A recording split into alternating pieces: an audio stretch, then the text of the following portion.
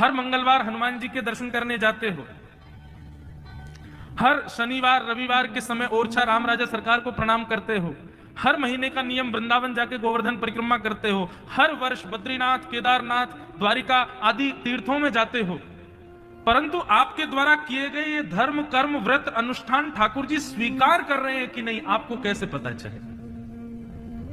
शंकर जी पर आप बेलपत्र चढ़ा रहे हो, लेकिन सोमवार के दिन पूरे भारतवर्ष में नहीं, पूरे विश्व में जहां भी शंकर जी के मंदिर होंगे सब जगह लाखों करोड़ों वैष्णव बेलपत्र चढ़ा रहे हैं, लेकिन आपका बेलपत्र अमुक नाम के व्यक्ति ने झांसी प्रांत से ये बेलपत्र चढ़ाया, शंकर जी को पता चलता होगा कि नहीं? ये कैसे पता चले? रावण को यही तो चिंता रहती थी, इतने भक्त हैं इनके, इनको मेरी पता रहती होगी कि नहीं, यही तो रावण की चिंता रहती थी, हमारी भी होनी चाहिए।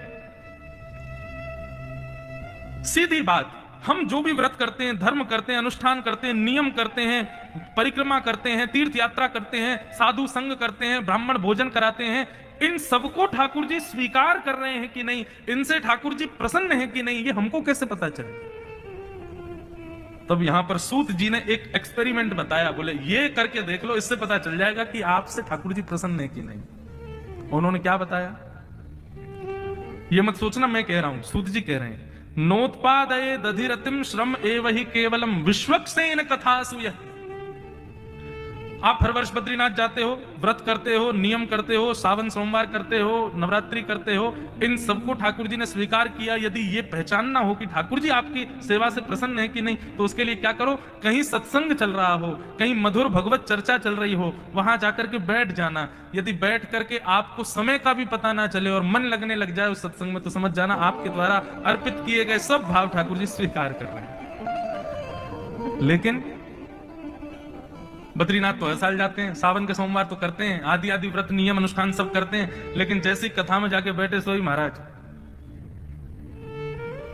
जो के आ रहे हैं, उबासी आ रही है, पांव दर्द कर रहे हैं, प्यास लग रही है, गला सूख रहा है, कुर्सी नहीं मिल रही बैठने के लिए, चिंता हो रही है कहां जाएं क्या करें, ये बाहर गली के चाट भल्ले बढ़िया है, कब कथा पूरी हो निकल के जाऊं, भोजन करूं, कुछ खा लूं, अरे कोई खेलने वाला तो मिल ही नहीं रहा, अरे कोई बात करने वाला तो मिल ही नहीं रहा, व्यास जी चुटकुल्ला तो सुना ही नहीं रहे हैं, व्यास जी तो भजन ही नहीं गा रहे हैं। इस प्रकार से यदि विचलितता मन में आ रही है, क्षमा कीजिए, आपके द्वारा किए गए व्रत नियम अनुष्ठान में अभी उतनी तत्परता नहीं है कि ठाकुर जी उसको स्वीकार करें।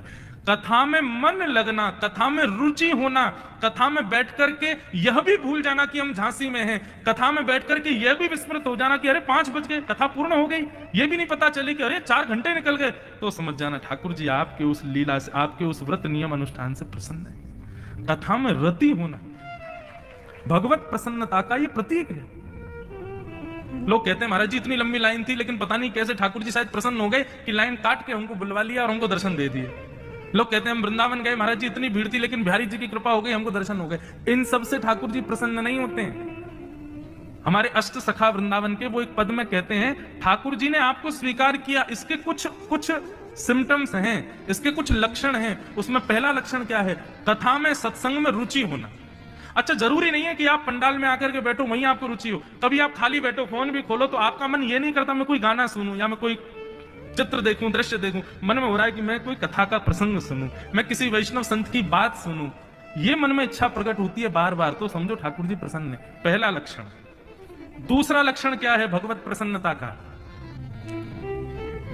तो हमारे अष्ट सखा कहते हैं, गिरधर जब अपनों करी जाने, ताको मन भक्तन की सेवा, संत चरण रज सदा लुभाने। आप झांसी में कहीं जा रहे थे मार्ग से, और तभी आपको सामने से एक वाहन में कोई संत आते हुए दिख गए, और कोई संत थे, आप उनको जानते भी नहीं, पहचानते भी नहीं, बस उनके ललाट का तिलक, उनके वस्त्र देख करके आपको पता चल गया कि ये कोई वैष्णव है, कोई संत है, कोई ठाकुर जी के भक्त हैं।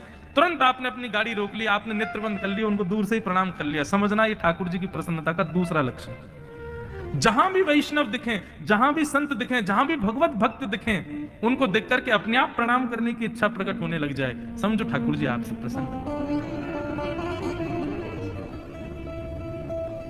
हम आपसे प्रार्थना करें बंधु, कोई सामान्य व्यक्ति भी आपको दिखे, उसके माथे पर कोई उर्ध्वपुंड है,